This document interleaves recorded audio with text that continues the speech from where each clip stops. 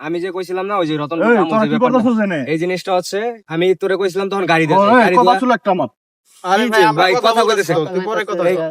গাড়ি দিয়ে তখন ইম্পর্টেন্ট কথা। তখন হচ্ছে এই, বাইকটা বিক্রি না করে- শোন, কি ইম্পর্টেন্ট আরে এই কথাটা কি? অনেক সেন্সিটিভ একটা কথা, মানে কি কথা ক বল। কথা হলো যে তোকে যে মানে কইছিলাম যে না এদের একটা বিষয় আমার লগে একবার সমস্যা হয়েছিল একটা, আমি এটা বলে ও দিতে হেই চাই। এই কথা ও ওটা এখনো কস নাই এখনো বলা না হয় না নাই এখনো তো বলা হয় না বিষয়টা, ক্লিয়ার করা উচিত তাই করলাম তোর আড্ডা দিয়ে সস্তায় ভাবলাম যে মানে বিষয়টা কই এই কথা এখনো কস নাই কি এটা বন্ধু বান্ধবের মধ্যে নিজের মধ্যে এগুলো কথা কেন রাখো এই জন্য মানে এইগুলো বন্ধু-বান্ধব, সম্পর্ক আরো নষ্ট হয় বন্ধু সম্পর্ক মানে সমস্যা ওই জন্য আমি বলি নাই, ওই যে কদিন আসলে একসাথে করে থাকি বিষয়টা মনের মধ্যে নিয়ে এত তাই আর মানে এখন আর রাখতে পারলাম না, এইগুলা বলে দিই। এগুলা ব্যাপার তুই কেন কস না তুই কি আগে? কথা কও? তোর আমি তখনও কইছি যে এই কথাটা কয়ে দেওয়ারে তুই তখনও কস নাই হ্যাঁ, তাহলে বিষয়টা মানে বলে তো এখন ভালো হয়। এখন যেহেতু বল, এখন বল। এখন সবাই আছে আমরা যে বড় ভাই সবাই আছে এখনই বল। এখন মিলমিশ করে কবি দেখছি কও। এক বন্ধু বান্ধবের মধ্যে যে সব জিনিসটা আইস না এটা মিলমিশ করে দিলি ভালো দেখি না কি করছে বল কথাটা কি আসলে কই দিমু, কথাটা কি ঠিক এখন হবে? আমি যদি- কই শুন যেহেতু বড় ভাই আছে হ্যাঁ সামনে কয়া ঠিক হবে তোর একটু কানে কানে কো জিনিসটা তাইলে ভালো হয় ওকে আচ্ছা তাহলে আয় তোর আমি যে কথা কইতে কি থাকি ক বুঝছো? ক আচ্ছা ক আমি ক